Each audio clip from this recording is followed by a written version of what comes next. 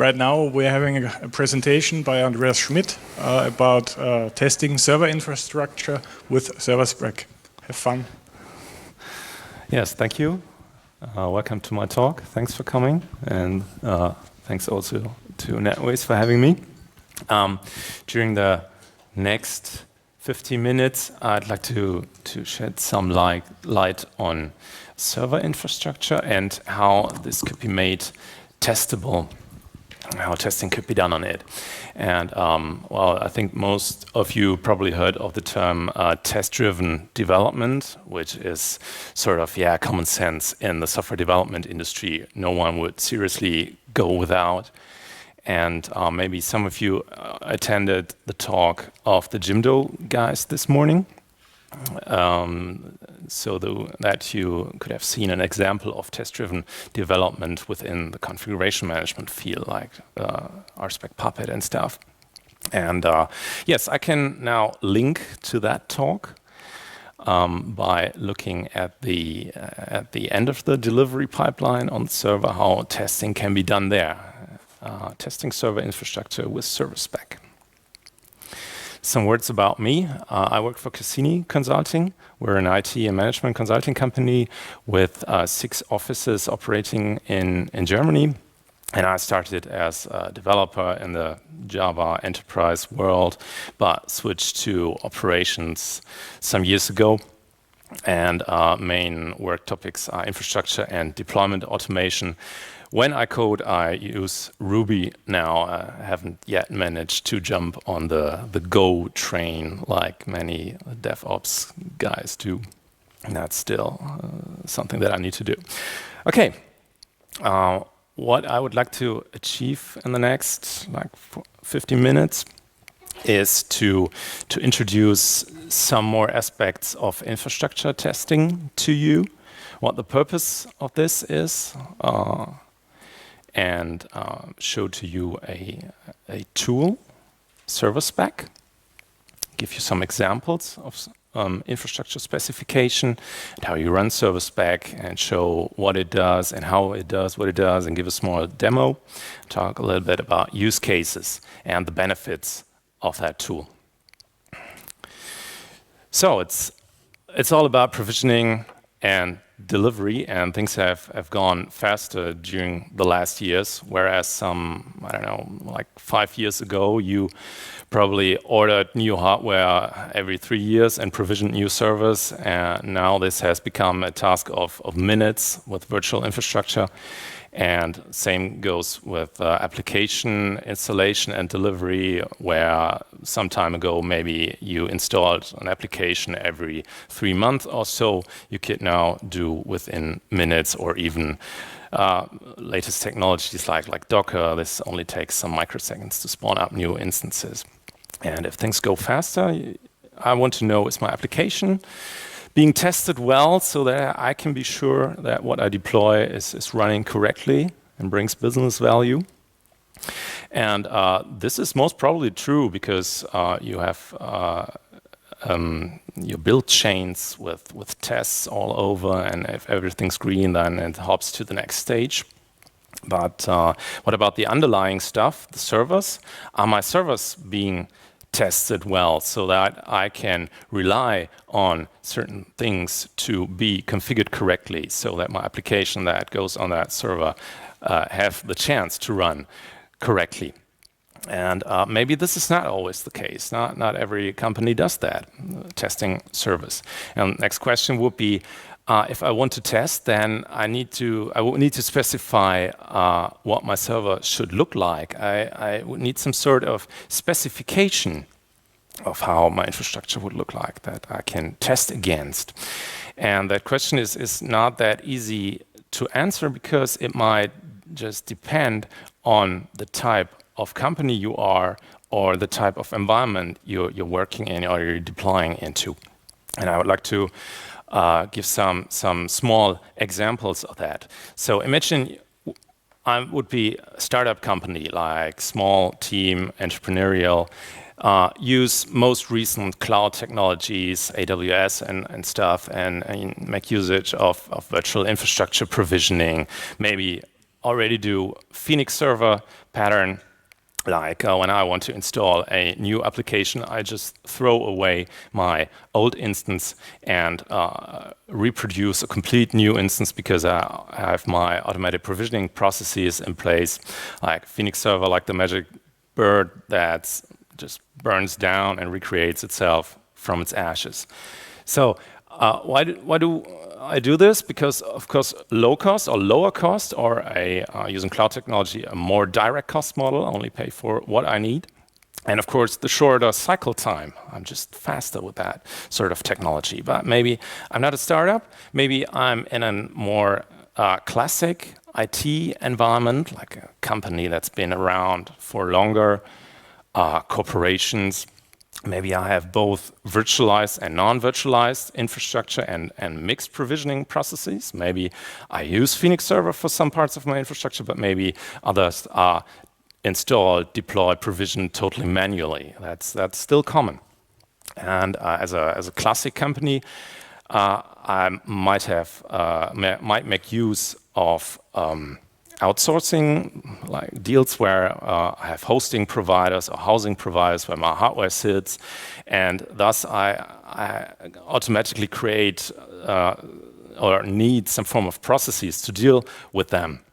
And classic environments or companies typically may put more emphasis on IT system and software architecture, so they have a need for at least some form of documentation, mostly for internal purposes. And if you buy infrastructure from somebody else, then you need to do some acceptance tests to make sure that what you get is what you ordered.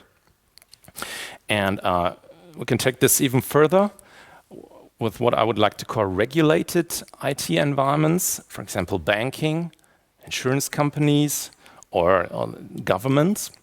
They may not freely choose the hardware they wish to or the processes they want to have. They need to put an extra eye on being compliant to what the regulator forces them to be. And they usually need put an extra eye on security issues. So they need more documentation, not only for internal form, but also for external purposes. Not because they like to produce tons of paper, because the auditor wishes so, they're just mandated to do so. And they need some form of auditing capabilities to prove that what they build adheres to the regulations. And I would like to focus on these things to have more documentation, to allow acceptance testing, to allow auditing on your infrastructure. Now, you might say, well, yeah, I already got automated provisioning processes in place, and I got my configuration management, my Puppet Chef, what have you. And these tools already do the things that I need to have. But I would say that maybe there's some things that are missing. For example, lower level configuration aspects. Not everything is managed in Puppet, but maybe you get processes before your Puppet runs, like somebody is going to kickstart your virtual machine, for example, as one example. There are things such as the VM infrastructure, kernel perimeters, networking, who's going to configure your networking within your machines or within your network infrastructure, or stuff like logical volume management. You might have side effects, even when using tools such as Puppet or Chef. You might still have side effects that your Puppet code doesn't roll out the way you want on the final machine. Or, for example, RPM post-install scripts. They might do things that are not covered in your configuration management code. To me, documentation is also a topic. Yeah, I can read Puppet code, but it is complicated, and it gets more complicated as the DSL evolves, for example. So I still need a specification of my infrastructure, which should be sort of human readable. And I need the testing on the machine itself. So what I would like to have is some form of infrastructure specification that is both machine parsable, so that some sort of software can do something with it, and that it's also human readable, so that I and others who are even not in the operations or developer field can read it and can understand it. And that's where serverspec might come into place.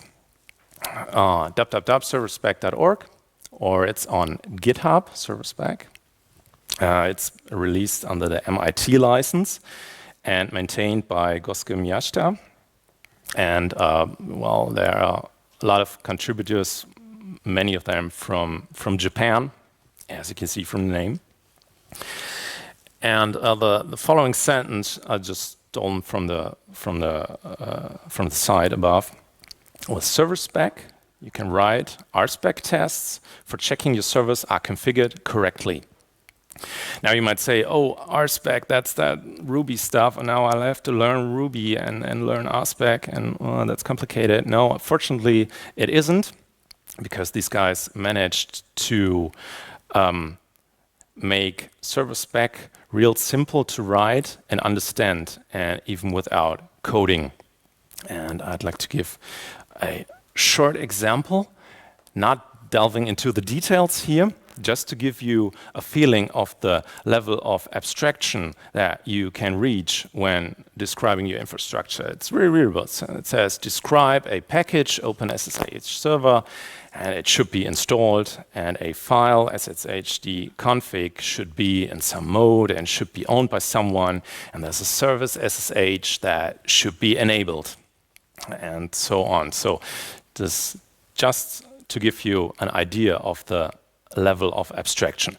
We'll see more of that later. I have a short demo, so I can demonstrate all the things that or a lot of things that you can do with it. Now, the next slides are about how serverspec is operating. And I've also taken into account not only serverspec, but your development process. Say you got your development box and your configuration management code. May it be Puppet or Chef or Ansible or whatever, it doesn't matter. It's serverspec doesn't care about the solution that you use. You write your code, and ideally you test your code, so you have some sort of configuration management code spec, for example RSpec Puppet or Chef spec, and you test your code locally, meaning that is a local process on your development box, which compiles, for example, say for Puppet, it compiles your Puppet code into a catalog and runs through your specs and ensures that what you have in your spec is reflected in your Puppet code just by comparing it to the catalog. It doesn't roll out your Puppet code on some external machine to see if it really does what it should be, just testing locally. So after that, if it's green, if the test is green, you have a sort of provisioning process to some environment that may be a staging environment or pre-production or integration or production, doesn't matter. And your configuration management tool changes the box state to the desired state that you wish to have. And that's where serverspec might come in.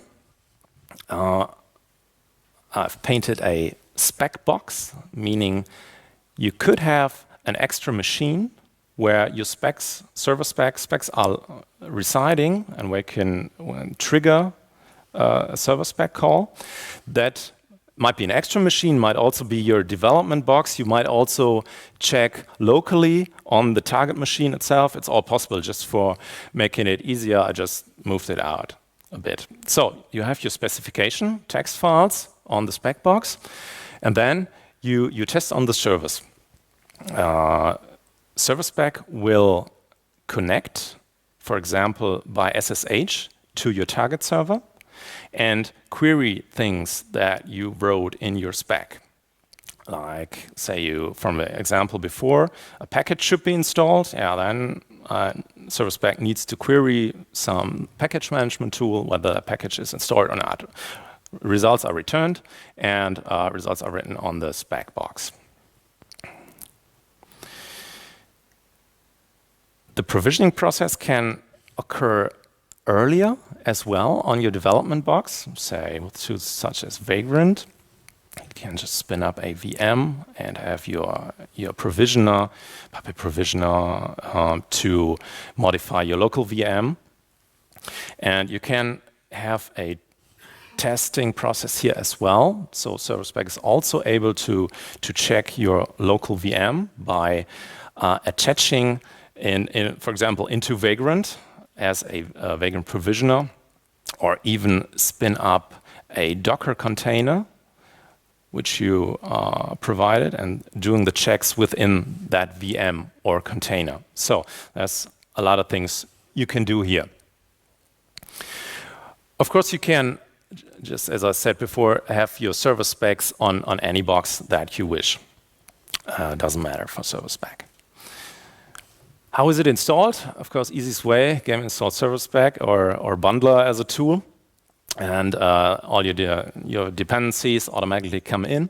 But maybe you want to know what the dependencies are, so I just summed them up. There's some basic stuff that server spec needs: diff, LCS, highline, and rake. Some basic stuff.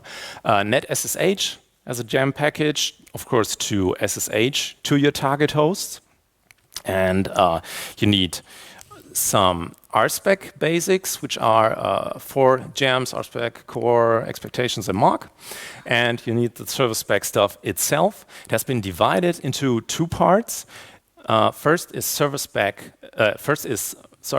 infra, which is sort of a backend for your infrastructure tests, so that it decouples the resource types and specification from a backend, which is able to connect to a machine or run locally, and which is also able to distinguish between operating systems or even distributions within the same operating system. And it includes some helper files. And the server spec gem, lower right, is the front end with the resource types. Yeah. So that's the packages that you would need.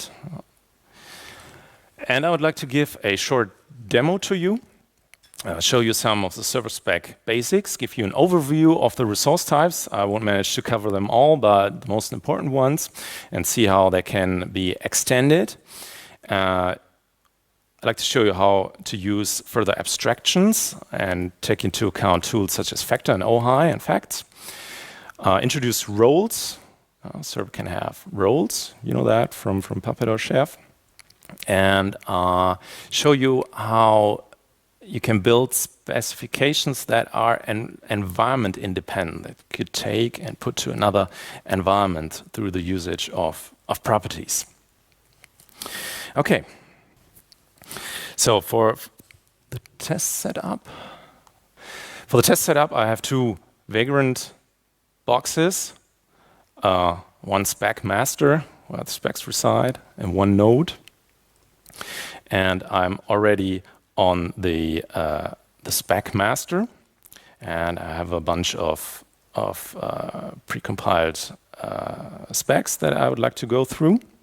And we are testing the node. So I can do something like SSH node and get to the machine that I want to test. Of course, this is a dummy host name, but whenever you see node in the specs, you know that is the name of the host that I like to test. So easiest thing to start is by calling serverspec init.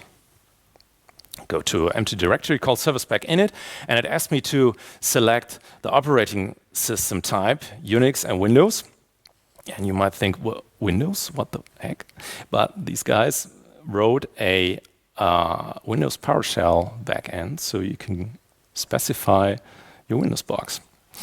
But I go with the British saying, keep calm and like press 1 Unix. I can select a backend type, SSH to some host, or exec locally. Maybe I say exec locally.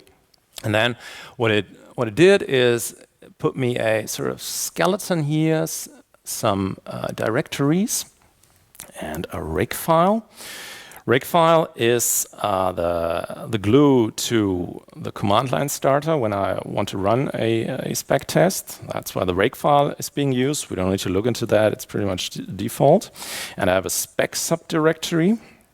And within that, I have a spec helper, which is some more glue to make this work, but we don't have to code in here. And I have a directory localhost because I selected to run locally. On the other examples, the name of that directory would be in the examples node because I like to SSH to the host called node. And within that directories are spec files. This is an example that the serverspec init binary automatically put here, and the files should have all the name _spec.rb because that's what the rake file automatically picks up from all of your subdirectories. So that's just to show you how to put a minimum skeleton of server specs to somewhere so that you can start your work. I don't need that. I have some predefined stuff, and I'd like to get into the first one, showing the command stuff, and the upper window I will use for showing the code, and the lower window for just executing that stuff. So what do we have in here? A spec subdirectory, then a node subdirectory. And I have two spec files here. Let's open up the first one. This is probably the most simple form of a specification that you can write. It says describe command, uname, do. It should return standard out Linux. So that's probably the most basic stuff because you're just tunneling through commands to your target servers, which do something, return some output, and you're able to compare this to a pattern. The other example is, of course, you can use regular expressions. The syntax varies then. It says describe command, uname -a. It says it's not so good readable. Right, no. Color scheme desert.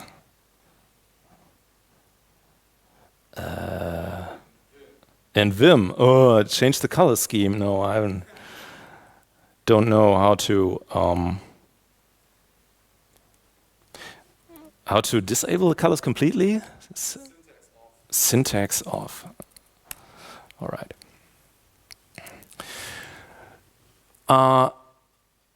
This for pattern matching varies a little bit. It says its standard out should match Ubuntu, and we can run this. And you can see here it picks up all the files that end with spec.rb, and the points indicate, yeah, it's running, it's finished, real fast. 2 examples, 0 failures. And maybe I just change this to, I don't know what, Red Hat.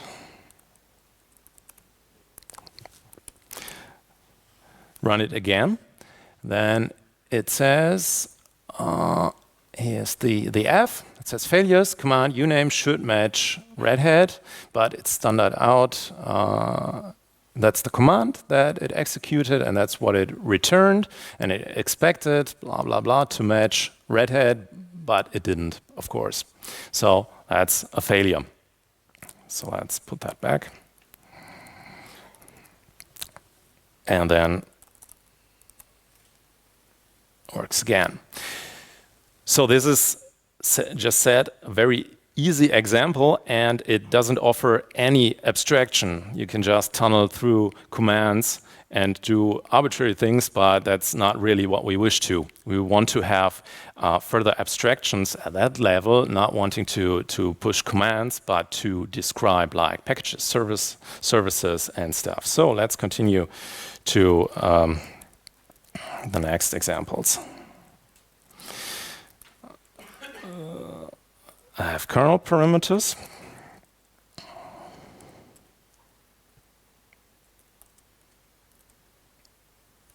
21 module spec.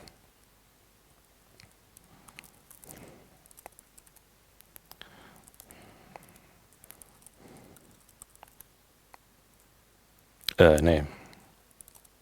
What was it again? Set? Nee, syntax off, not set, of course. That abstraction here is a resource type called kernel module. And I can describe a kernel module NFS and say it should be loaded. That's another matcher that understands what in the context of kernel module is meant.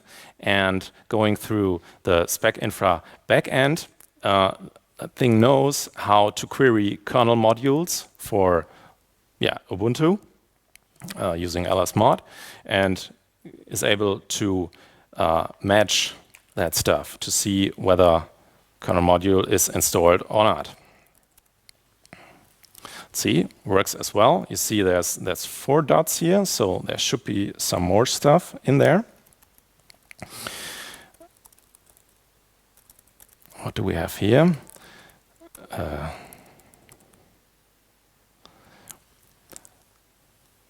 Additional kernel parameters, some variation of the syntax, describe Linux kernel parameters, do context means mostly the same as describe, Linux kernel parameter, kernel OS release. It should not match 2.6, but its value should match 3.2.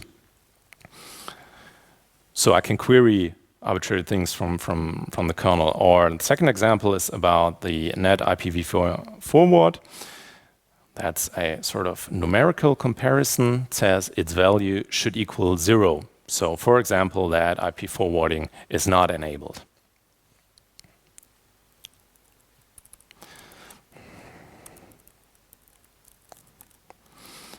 Okay, let's go into an example with packages. What do we have here? A package spec. Here it says describe package .get do it should be installed. And you can even formulate this to be checked against some other package manager, such as gem. For example, describe package chef. It should be installed .by gem. You can run this as well.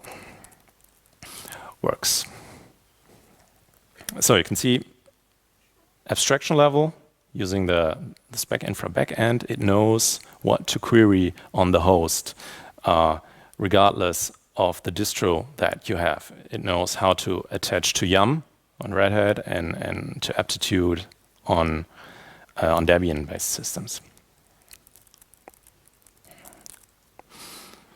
Okay, next example is the composition of a service. This includes different things to check.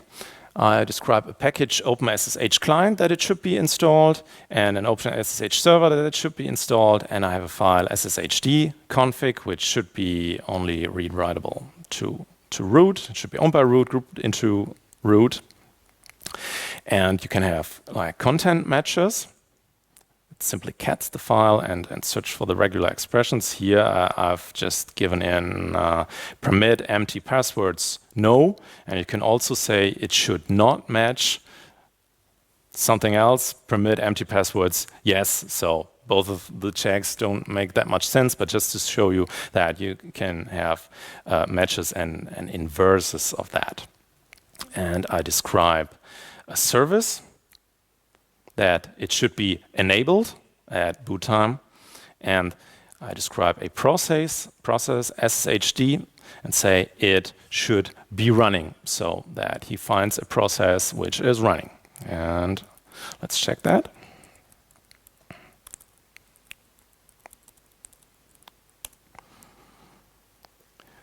Oh, we had an error there. Let's see that. That was an F, a failure. It says file sshd config should be mode 600. And here it prints the command that it issued to find that out. And somehow it didn't return true, it got false. So that file isn't mode 600. So let's take a look. Why not?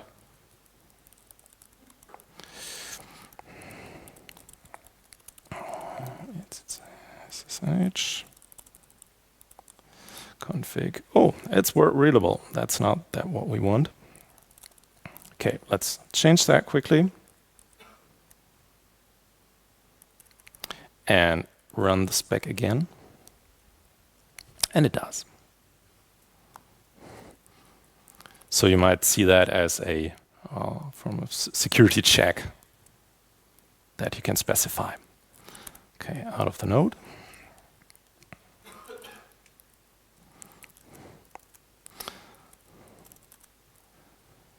What's next? Users. Just as you know from Puppet, you can specify users that, of course, should exist, should belong to some group, and should have a home directory, and also should have a user ID and a specific group ID and stuff. And I have another example. No, spec node. Oops, was it test user spec? Here, describe group OSDC that it should exist, and an OSDC user that should exist and belong to that group and have a home and stuff. And oops, let's switch to that directory. No. And it fails again. It says failed examples. Group OSDC should exist and does not. OSDC user should exist, does not as well, and doesn't belong to group, and so on. So let's see. Take a look at the host. What's wrong with it? And apparently groups and users don't exist. And I have a small snippet there, which is Puppet code, but as a local apply.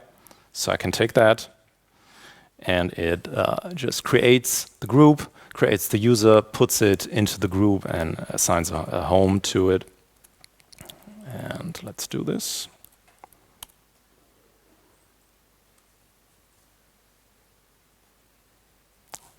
Whoa. Wrong box.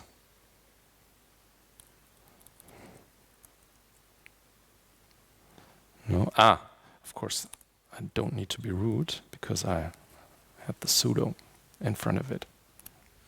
And create that stuff. And let's check again. Regspec runs through. Okay.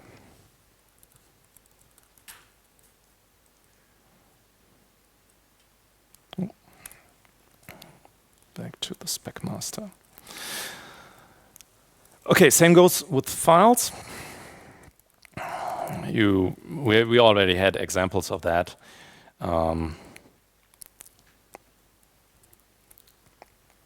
What you can express with the file resource type, that it should be a file, should be a directory, should have a mode, a distinct mode, should be executable, it should contain strings, or its content should match some regular expression.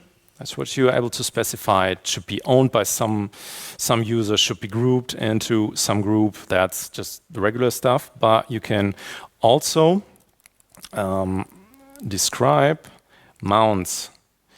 For example, my root file system, describe file / it should be mounted with, okay, what device? Dev mapper precise 64 root, and the type should be ext4. And I should have a /vagrant file system. It should be mounted with the type vbox_sf. Yeah. So let's run this. Works also with mounted NFS volumes. You can specify the IP address of your NFS server that you wish to connect to and describe pretty much everything of the underlying infrastructure. Okay, next example is about factor. If you use Puppet, you know factor, that it gives out a lot of facts from the operating system and it's extendable with custom facts. And I prepared some examples. This is not within the default server spec, but I added a resource type myself, which is, well, it's not so easy to do, but if you did it once and then you know how to, and then it's fine. I can say describe fact OS family, its value should equal Debian, or fact virtual should equal VirtualBox, or even stuff like describe fact processor count, its value should equal 2. Now that is a string, and I've implemented numeric value so that I could express things like my processor count should be more than 2, but should not be more than 4.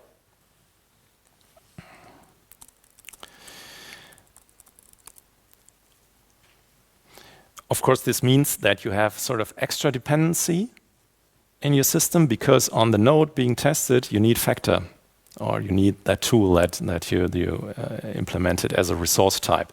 For factor, this might be okay because you probably have like Puppet or Chef installed, and then you have factor as well. Imagine OHI. Who of you knows what OHI is? Okay, so maybe to the rest, just short, it's the same, pretty much the same as factor, but with a lot more details. And if we would have a resource type for server spec with OHI, then you could imagine you could query and specify pretty much everything about the machine that you want to test. Okay, just quick demo of the rest. Network specs. Works as well. Let's take a look at this one. Could say something like, describe my interface ETH1. It should have IPv4 address of that.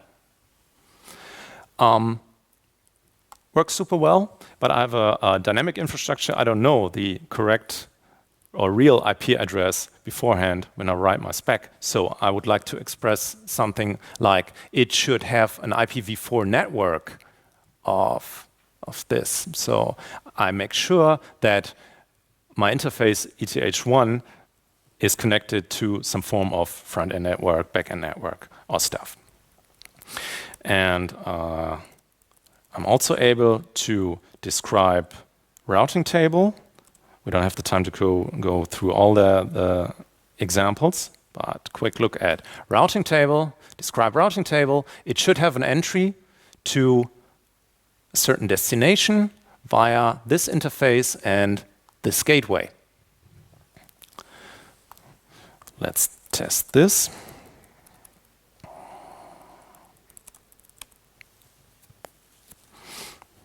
It doesn't do. It fails at the routing table, should have an entry. And this is just this thing, so I can go to the node. No, it's always sudo. Add the route. Run again. And then it's fine. So I'm able to specify the whole network of my virtual machines that I have, including routing and stuff, and speed that there should equal to gig Ethernet and stuff like that. Okay, I implemented the same stuff with LVM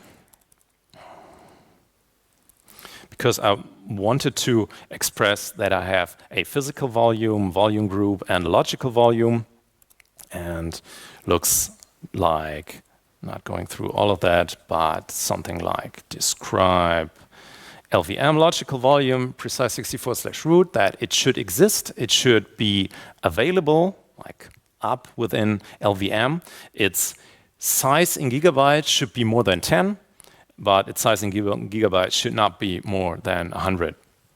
So I'm able to specify my LVM configuration for my hosts. Oh, no.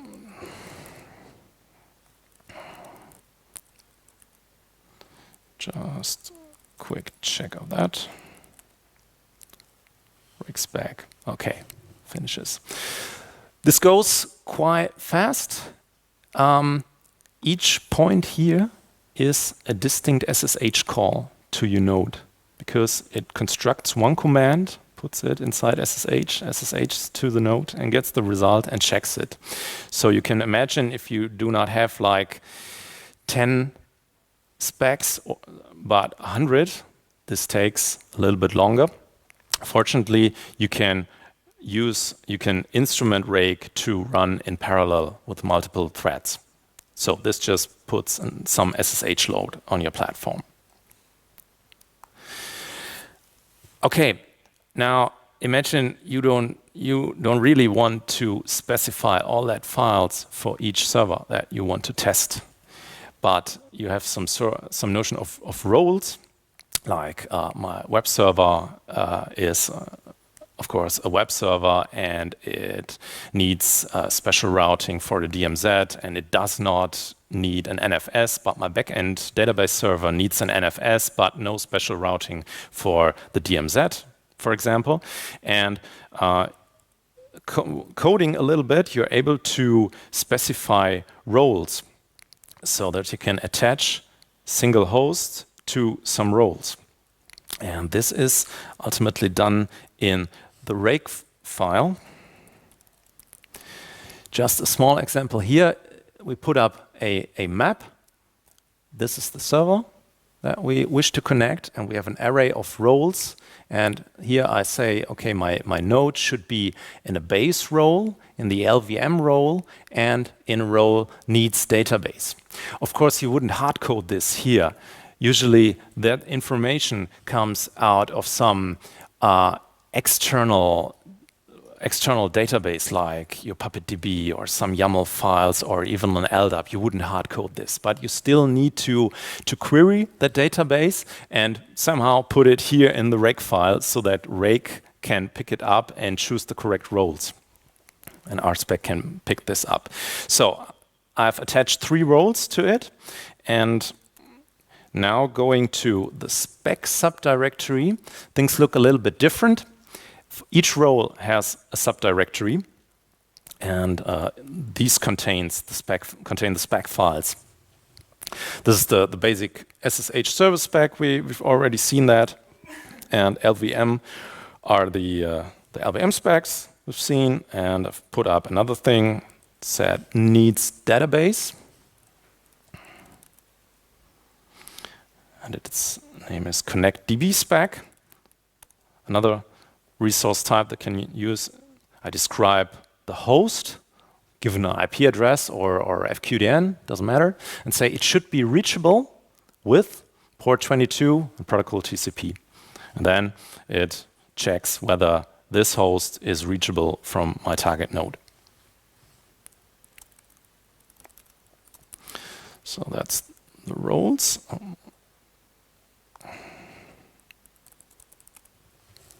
Run it again. Oh yeah, that's a failure because this spec is wrong. We've changed that to 600. Okay, don't need to correct that here. But important thing is, yes, you are able to describe roles and put your hosts into roles to make it easier to write specs for a whole platform with different server types. And while looking at that example here, describe hosts with an IP address, you could say, oh, well, yeah, maybe that's the correct IP address for my production environment, but not for my pre-production, and no way for my development. Things are totally different when it comes to IP addresses and host names and stuff, and maybe my development environment is a little bit smaller than my production environment. So we don't want to copy and paste that specifications for different environments. That would be ridiculous, but we can introduce things like properties. For example, I made a properties subdirectory, and it contains just one file, all YAML, and this simple YAML file where I say, okay, I have an access network, 10.0.2.0, and that backend network. And now my specs start to look different. If I go to the spec directory and look at at the spec. I have just one spec. Now it says describe, okay, network fact, ETH0. Its CIDR should equal property, which is a hash map that serverspec injects into your specs. It should equal the property of the access network. And it goes to the YAML file, which it's read before, and just injects the right values into here. Now, using properties, this stuff becomes more readable to, say, outsiders who are new to your environment, your project, because if they read, oh yeah, its CIDR should equal 10.020/24, they might say, oh, what is this for networks? That my DMZ, my backend network? I don't know, but here it says, okay, ETH0 is my access network. So using properties can make stuff more readable and comparable between environments.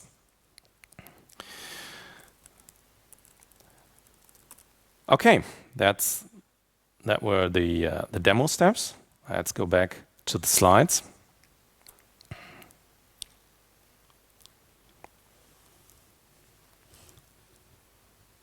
Yeah, did all of that. Now the most common objection I hear, oh well, yeah, that's nice, but I got all of that in my monitoring. To me, what you just showed is just plain monitoring, and yeah, that is sort of comparable. I would say that monitoring is about dynamic aspects of my system, like servers being crashed, services not reachable anymore, a disk that ran full, and just like shit hit the fan, and that's the dynamic part of my system. But the spec is more for the static aspects of my system, how my system is built, or how I plan and intend it to build. And monitoring mostly is in some sort of internal form, like your Nagios config. Well, yeah, if you know Nagios, then of course you can read your own config.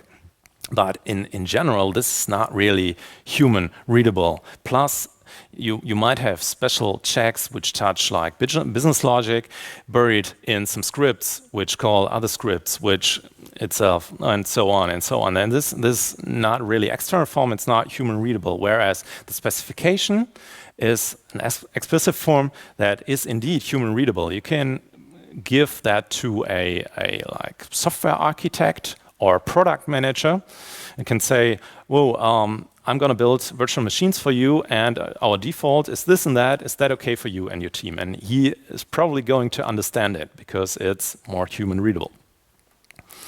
Yeah, so monitoring for keeping your system up and running, and the spec is for building something according to a specification and later prove compliance with it. Some words on additional tools. Comparable tools are RSpec System, which has been retired and is going to be replaced by Beaker RSpec. RSpec System pretty much does the same. SSH to some nodes, execute commands, and checks what it gets back. But it does not offer that rich set of resource types that serverspec does. So I think better off with serverspec when it comes to describing the end product. But there's a sort of a bridge tool, RSpec System serverspec, which I didn't try this out, which should be able to integrate your RSpec system checks into serverspec. Okay.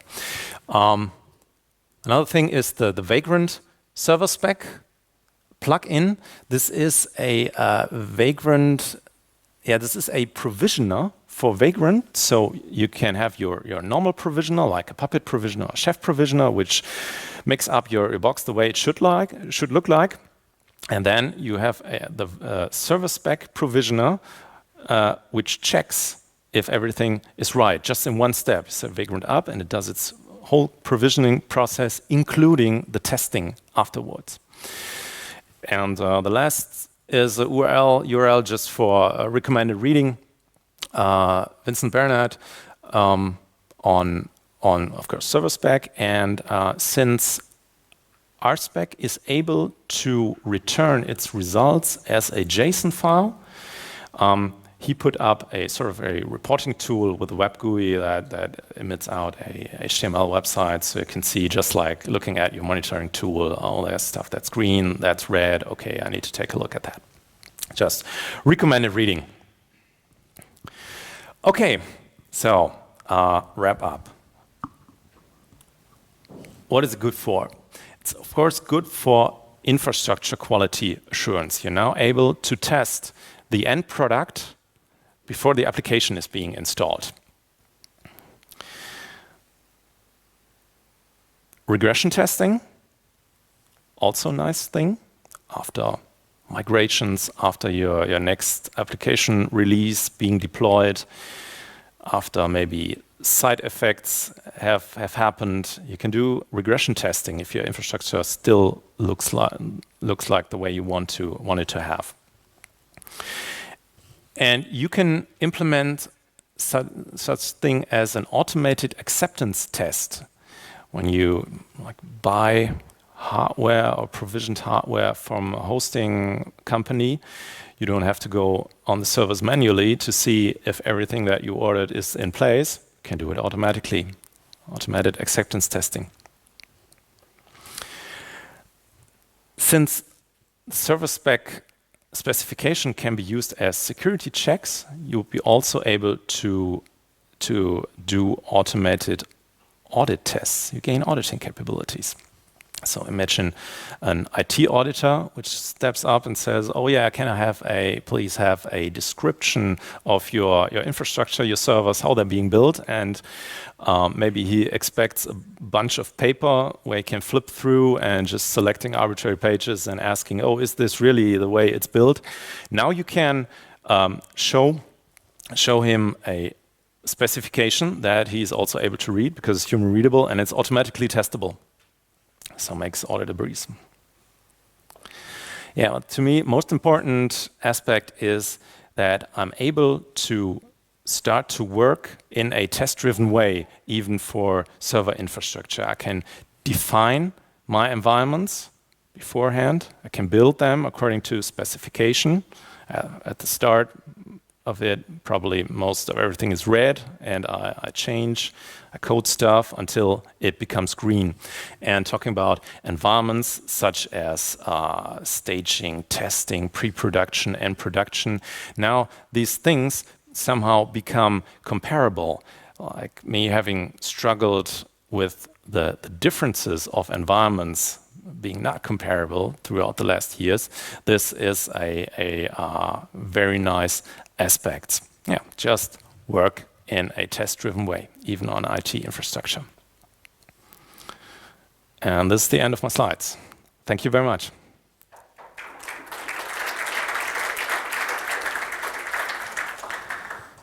Questions?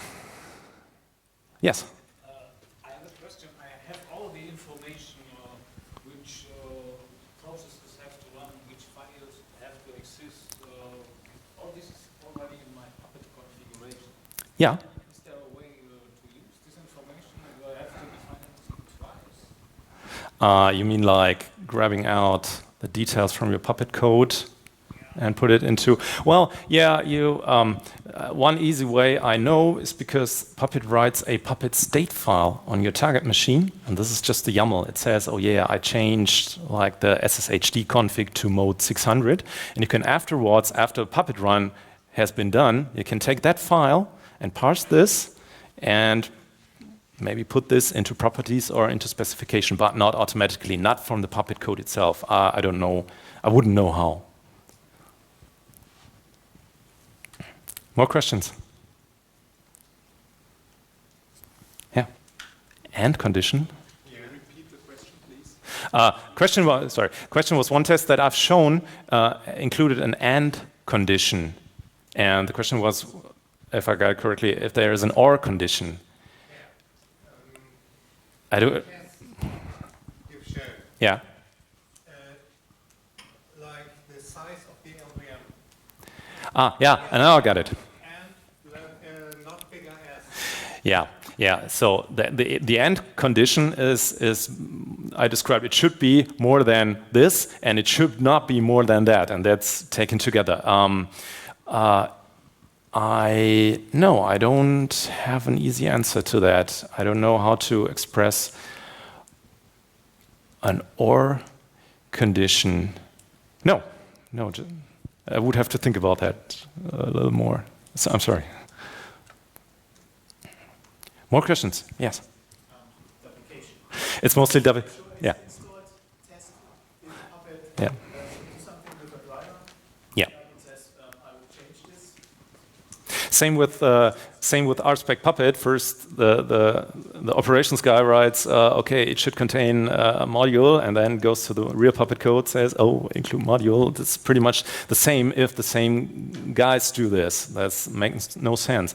I think the benefits here is that, for example, both the operations guys and maybe a system architect, if you have such a role in your company, can sit together, even with product managers, and specify how a server look like. So to me, this is a sort of joint effort, because it doesn't make much sense if only the operations guys write such a spec and then throw it over to the developers, which have to get ready with this.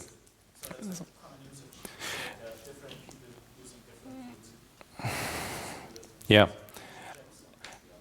At least the work of doing the specification should be a joint effort, so that all of these guys and roles can rely on some things, namely the infrastructure that is provisioned in that way. To me. Further questions? Okay. So the demo is the first URL. It's on GitHub, serverspec playground on my GitHub account. And yeah, if you have further questions, I'm around, and don't hesitate to contact me by mail, by Twitter. Thank you very much.